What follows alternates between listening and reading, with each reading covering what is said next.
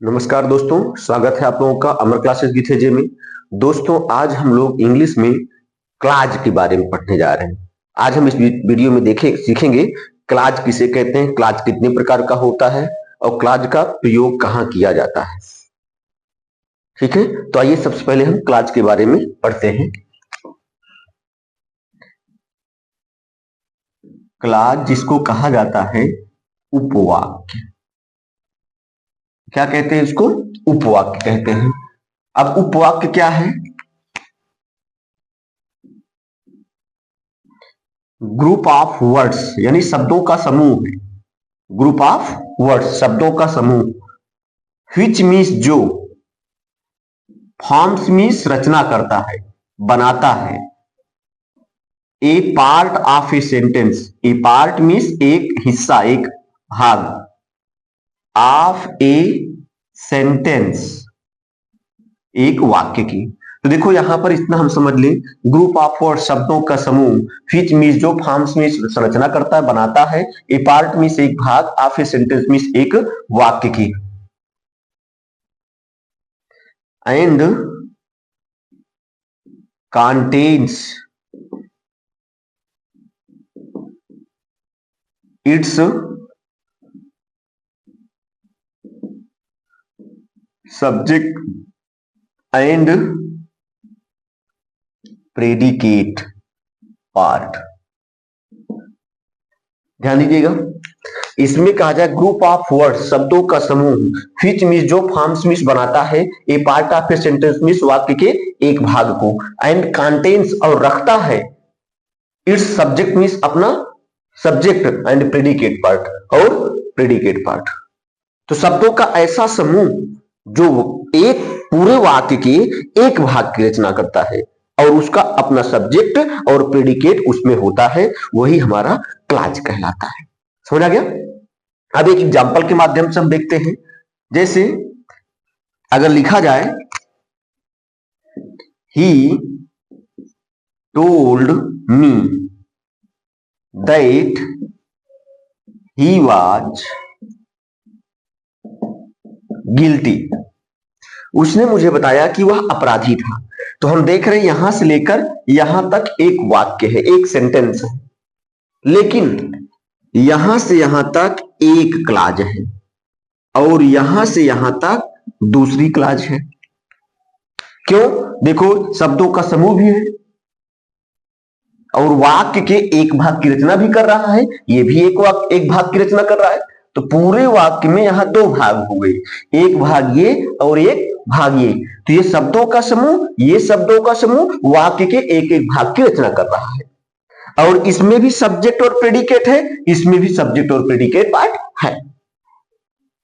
तो हमने जो परिभाषा में पढ़ी वो यहां पर क्लियर हो रही है। तो यहां पर हम देख रहे हैं ये यहां से यहां तक जो होती है, जो है, इसको हम कहते हैं प्रिंसिपल क्लाज। क्या कहेंगे? Principal clause. और यहां से यहां तक ये जो है, इसको हम कहेंगे सबऑर्डिनेट क्लाज। Subordinate clause. ये दो क्लाज हो गई, एक प्रिंसिपल क्लाज, एक सबऑर्डिनेट क्लाज। समझ आ गया?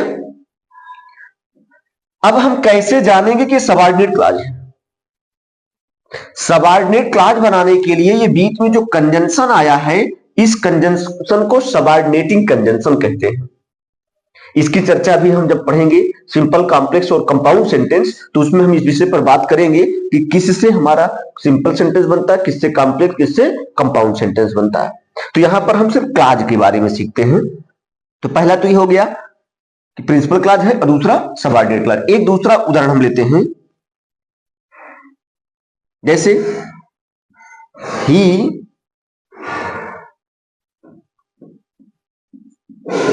Worked hard but he failed, वह कठिन परिश्रम किया लेकिन वह फेल हो गया। तो हम यहां से यहां फिर देख रहे हैं, ये जो है एक क्लाज है और यहां से यहां तक देखो दूसरी क्लाज है। तो इसको हम प्रिंसिपल क्लाज कहेंगे। कौन सी क्लाज? Principal clause. ठीक है। लेकिन इसको अब कौन सी क्लास कहेंगे? इसको कहेंगे कोऑर्डिनेट क्लास। कोऑर्डिनेट क्लास, ठीक है। क्यों कोऑर्डिनेट क्लास हो गई? क्योंकि ये जो कंजंक्शन आया है ये कोऑर्डिनेटिंग कंजंक्शन है। ये जो आपका कंजंक्शन आया था ये सबऑर्डिनेटिंग कंजंक्शन था। इसका मतलब सबऑर्डिनेट कंजंक्शन जब आएगा तो सबऑर्डिनेटिंग कंजंक्शन जो आएंगे तो सबऑर्डिनेट क्लास बनाएंगे, कोऑर्डिनेटिंग कंजंक्शन बीच में आएंगे तो कोऑर्डिनेट क्लास बनाएंगे, ठीक है। तो इस तरह से आपने यहां पर देखा प्रिंसिपल क्लास, सबऑर्डिनेट क्लास और कोऑर्डिनेट क्लास। ये तो हमने परिभाषा को बताने के लिए, समझाने के लिए ये दो सेंटेंस लिखे। तो यहां पर आपने देखा कि शब्दों का समूह है, ये भी शब्दों का समूह, ये भी शब्दों का समूह, ये भी शब्दों का समूह है। और ये पूरा वाक्य नहीं बना रहा है बल्कि वाक्य के एक भाग की रचना कर रहा है, एक भाग बना रहा है। और उसमें अपना सब्जेक्ट भी है और अपना प्रेडिकेट पार्ट भी है। देखो इसमें भी सब्जेक्ट प्रेडिकेट, इसमें भी सब्जेक्ट प्रेडिकेट, इसमें भी सब्जेक्ट प्रेडिकेट, इसमें भी सब्जेक्ट प्रेडिकेट है। क्लियर? तो यहां पर ये आपने परिभाषा के अनुसार समझने की कोशिश की कि एक वाक्य में क्लाज कैसे होता है, ठीक है। अब हम काइंड्स की बात करते हैं कि जो हमारा क्लाज है ये कितने प्रकार का होता है। तो हमारा क्लाज जो है ये 3 प्रकार के होते हैं। क्लाज कितने प्रकार के होते हैं? 3। कौन कौन से? पहला है प्रिंसिपल क्लाज, दूसरा है सबऑर्डिनेट क्लाज, तीसरा है कोऑर्डिनेट क्लाज, ठीक है। अब प्रिंसिपल क्लाज क्या है? प्रिंसिपल क्लाज को हम कहते हैं मुख्य उपवाक्य या प्रधान उपवाक्य।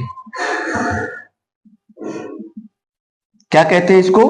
प्रधान उपवाक्य या मुख्य उपवाक्य। तो मुख्य जो है उसको किसी की मदद की जरूरत नहीं होती, तो वो क्या करता है? अपना भाव स्वयं प्रकट कर देता है। तो वह क्लाज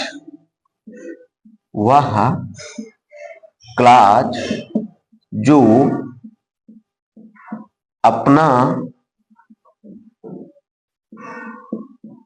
पूर्ण भाव स्वयं प्रकट करती है वो क्या कहलाती है? प्रिंसिपल क्लाज कहलाती है। समझ आ गया? जैसे यहां पर उसने मुझे बताया, ही टोल्ड मी, ये बता दिया, उसने मुझे बताया, अपनी बात खत्म कर ली। लेकिन अगर इसको कहूंगा दैट ही वाज गिल्टी, कि वह अपराधी था, कि वह अपराधी था, तो यहां पर हमको लग रहा है कुछ छूट रहा है। तो जब तक इसको नहीं बोलेंगे तब तक उसका सेंस क्लियर नहीं होगा। तो हमको बोलना पड़ेगा उसने मुझे बताया कि वह अपराधी था, तब जाकर क्लियर होगा। तो इसलिए जो दूसरा हमारा है सबऑर्डिनेट क्लाज, जिसको हम कहते हैं आश्रित उपवाक्य। क्या कहते हैं? आश्रित उपवाक्य कहते हैं। कौन सा उपवाक्य? आश्रित। इसको कहते हैं समान पदीय। क्या कहते हैं? समान पदीय उपवाक्य। देखिए थोड़ा समझने की कोशिश करेंगे। आश्रित उपवाक्य क्या है? जैसे ये है, यह अपना पूरा भाव अपने आप प्रकट कर देती है, स्वयं प्रकट कर देती है, इसलिए उसको प्रिंसिपल कहते हैं, मुख्य कहते हैं, मुखिया है वो अपने बात स्वयं कर लेता है। लेकिन जब आश्रित की बात करते हैं तो इसमें वह क्लाज जो अपना पूर्ण भाव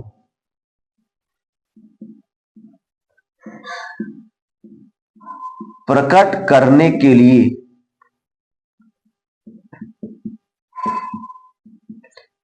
प्रिंसिपल क्लाज पर डिपेंड होती है। प्रिंसिपल क्लाज पर डिपेंड होती है या आश्रित होती है,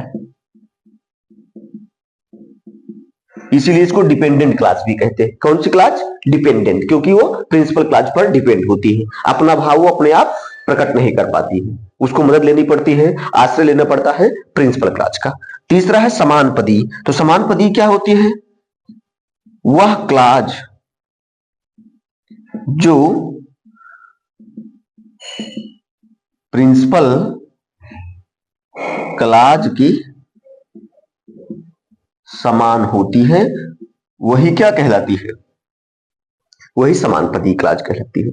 आई बात समझ में? तो यहां पर आपने देखा, सबसे पहले तो हमने क्लाज की बात की। क्लाज किसे कहते हैं? तो क्लाज की परिभाषा में आपने पढ़ा कि शब्दों का ऐसा समूह जो वाक्य के एक भाग की रचना करता है और उसका अपना सब्जेक्ट और प्रेडिकेट पार्ट उसके साथ होता है, उसी को हम क्लाज कहते हैं। ठीक है। अब क्लाज कितने प्रकार की होती है? क्लाज 3 प्रकार की होती है। पहला है प्रिंसिपल क्लाज, दूसरा है सबऑर्डिनेट क्लाज, तीसरा है कोऑर्डिनेट क्लाज। प्रिंसिपल क्लाज किसे कहते हैं? प्रिंसिपल क्लाज प्रधान उपवाक्य होती है, मुख्य उपवाक्य होती है। इसीलिए कहते हैं कि वह क्लाज जो अपना पूर्ण भाव, अपना पूरा भाव स्वयं बता दे, स्वयं प्रकट कर दे, उसी को हम प्रिंसिपल क्लाज कहते हैं। लेकिन वह क्लाज जो अपना पूरा भाव प्रकट करने के लिए प्रिंसिपल क्लाज पर डिपेंड होगी, निर्भर होगी, आश्रित होगी, उसको हम सबऑर्डिनेट क्लाज कहते हैं, आश्रित उपवाक्य कहते हैं। और तीसरा, वह क्लाज जो प्रिंसिपल क्लाज के समान हो, जैसे प्रिंसिपल क्लाज हो वैसे ही वो भी हो, तो उसको हम क्या कहते हैं? कोऑर्डिनेट क्लाज कहते हैं, समान पदी उपवाक्य कहते हैं। ठीक है। तो मेरे ख्याल से आप लोग समझ में आ गया होगा, जैसे मैंने प्रिंसिपल क्लाज का यहां पर एग्जांपल दिया, फिर ये सबऑर्डिनेट क्लाज का एग्जांपल हो गया, ये फिर प्रिंसिपल क्लाज का, जैसे प्रिंसिपल क्लाज बोल रहे हैं ही वर्क हार्ड, उसने कठिन परिश्रम किया, ही फेल, वह असफल हो गया। तो यहां पर ये जो कंजंक्शन आए हैं, ये कंजंक्शन की इसमें महत्वपूर्ण भूमिका होती है, क्योंकि जब सबऑर्डिनेटिंग कंजंक्शन, जब हम कंजंक्शन पढ़े थे, मैंने चर्चा की थी कंजंक्शन में सबऑर्डिनेटिंग कंजंक्शन की, कोऑर्डिनेटिंग कंजंक्शन की। तो कोऑर्डिनेटिंग कंजंक्शन आएगा तो क्या बनाएगा? कोऑर्डिनेट क्लाज बनाएगा। कौन सी क्लाज? कोऑर्ड। और सबऑर्डिनेटिंग कंजंक्शन आएगा तो सबऑर्डिनेट क्लाज बनाएगा। ठीक है, समझ आ गया होगा? ठीक है। अब इसके बाद अगले वीडियो में हम लोग पढ़ेंगे कि सेंटेंस कितने प्रकार के होते हैं, उनमें क्लाज की क्या भूमिका होती है। ठीक है, ठीक, ओके, थैंक यू।